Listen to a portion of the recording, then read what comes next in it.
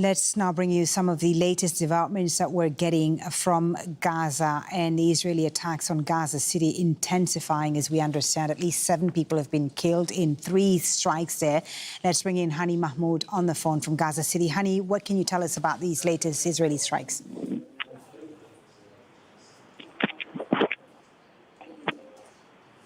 Hani, can you hear me? Yes, I can hear you.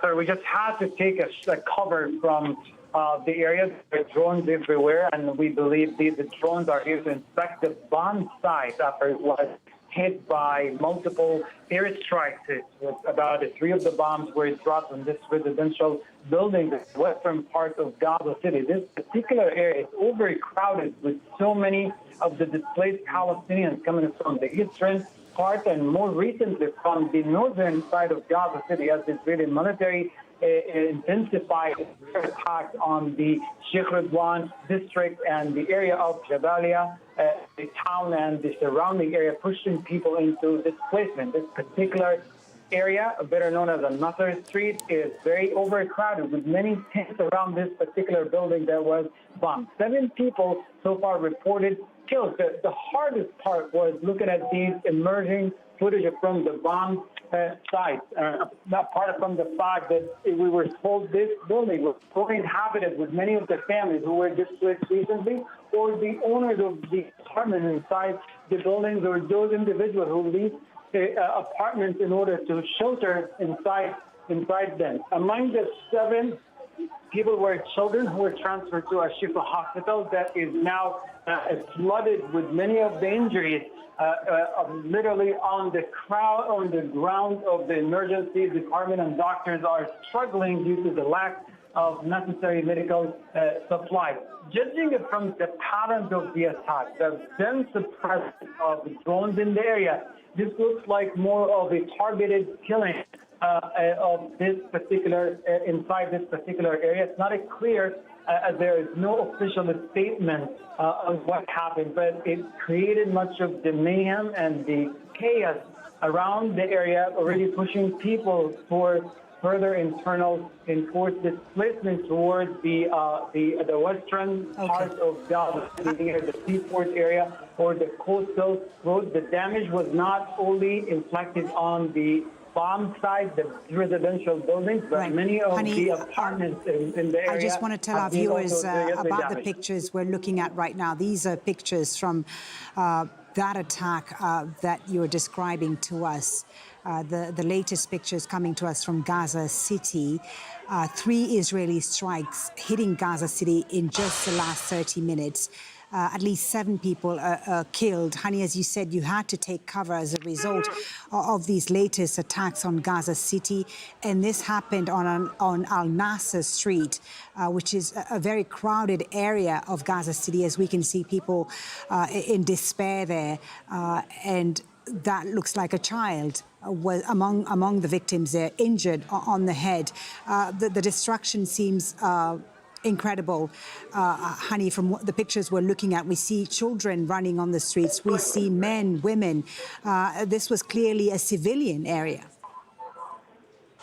Absolutely. I mean, the majority of the people here were just recently pushed into displacement. A lot of people, when they returned from the southern Gaza, they went back to their homes here, whatever remained of these buildings, the commercial buildings or residential buildings in this area. Entire clusters of residential buildings where they were cleaned up and people moved back into whatever remain of these buildings is still standing. Now, more recently, more people have been pushed into this area.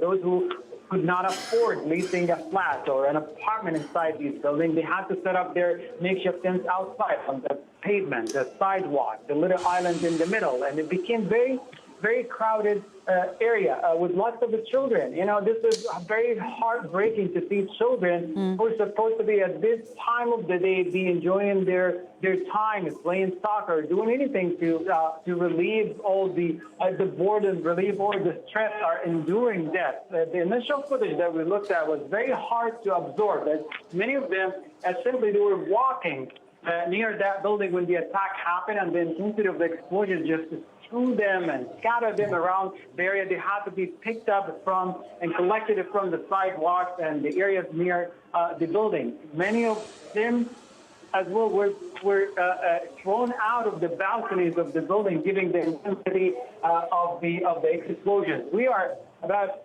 a little over half a mile away from where the attack happened, and we could feel the area where we are shaking. It's more like an earthquake that happened, shaking the foundation of the building, and then we've seen this dark, large cloud of smoke rising in the skies, and that gave us the impression that it was causing overwhelming destruction.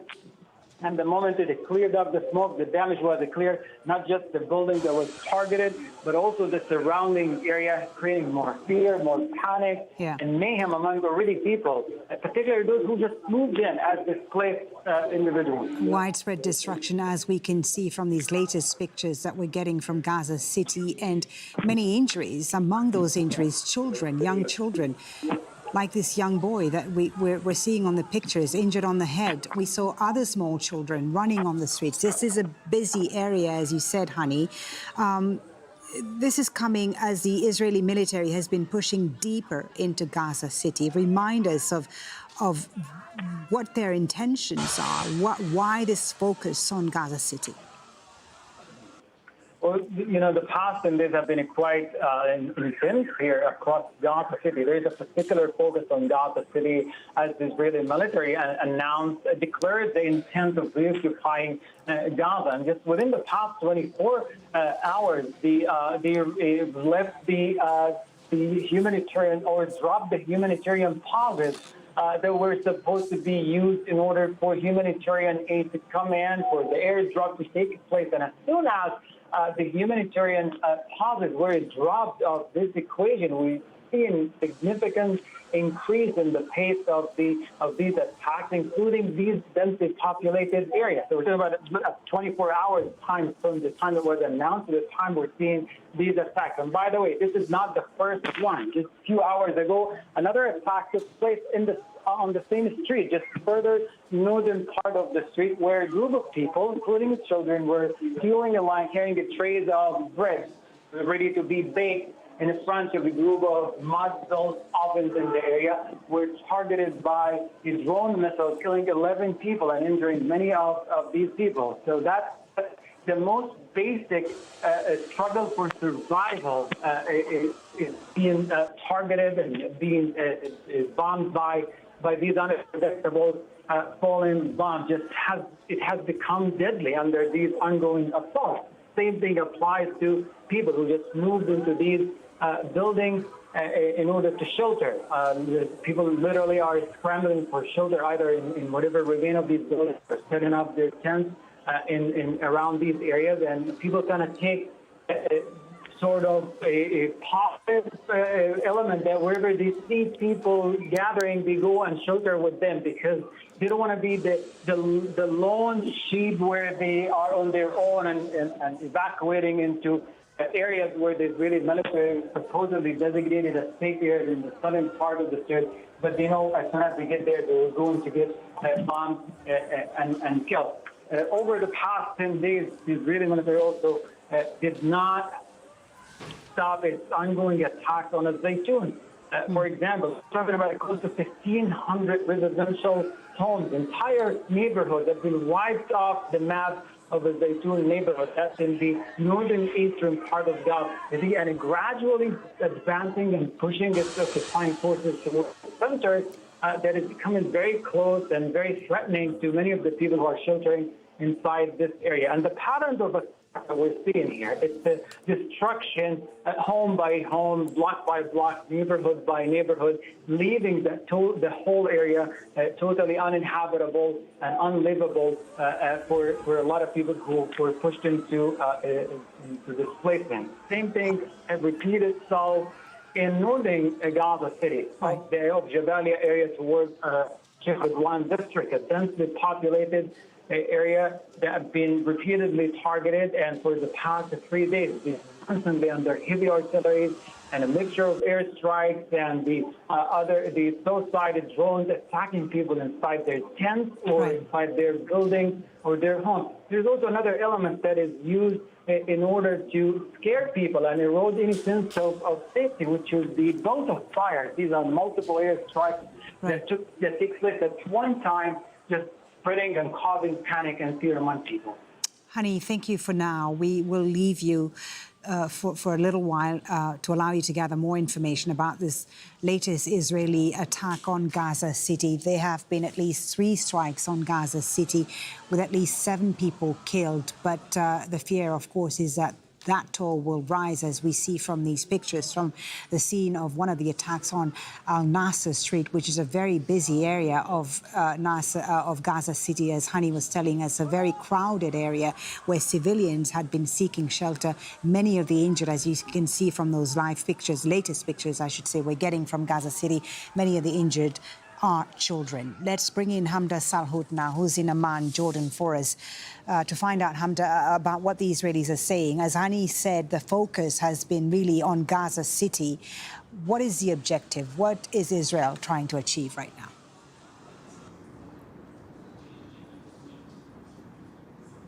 Well, regarding the most recent attacks on Gaza City, there's been no sort of statement from the Israeli military. But what the military has been saying within the last several weeks is that this operation to occupy, to take over, and to seize Gaza City is going to happen. It is in the works. It was approved by both the military and political echelons, and that's what they're working towards. They say that while they haven't launched the official ground invasion, they are working toward that. And the way historically the Israeli army has done this anytime they're going to invade on the ground is intensified airstrikes in all of the areas that it is trying to take over, meaning that what we're seeing in Gaza City is part of the Israeli military playbook and specifically part of what we have seen on the ground for the last nearly 2 years in the Gaza Strip. Now, there are around 1 million people in Gaza City, and Israeli officials estimate that only around 10,000 of them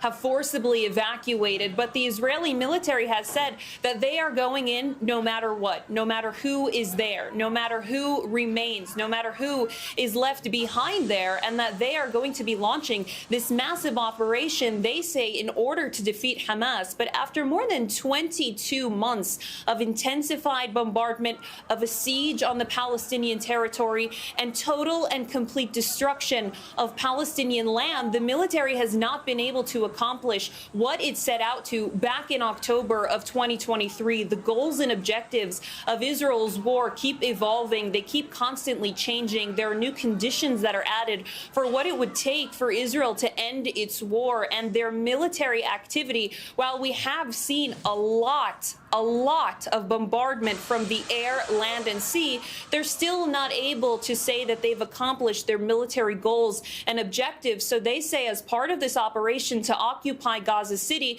they say that that's where Hamas is mainly operating. They say that that is where their stronghold is. Of course, they haven't really provided any sort of evidence for this, as we've seen historically, the Israeli military not providing evidence to back up any of their claims throughout this war. But the army says that this will be key for defeating Hamas in the war, that taking over Gaza City, that occupying this entire area that's home to more than 1 million people, that's what they need to win the war. It's unclear exactly how the logistics of all of this are going to work. Gaza City has already been decimated, not in its entirety, but most of it is completely destroyed. And what Israeli officials say is that it is going to look like the likes of Rafah, the likes of Beit Hanun, other areas in the Gaza Strip that have completely been destroyed by Israeli forces. And this is rhetoric coming from the very top, from the country's defense minister, from the prime minister, from the army chief of staff. And despite all of the international warnings, despite the condemnation,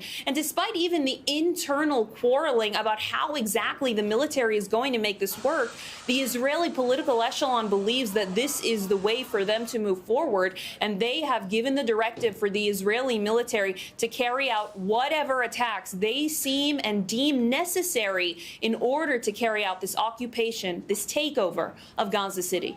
Hamdah, thank you for now. Hamdah Salhut live in Amman, Jordan.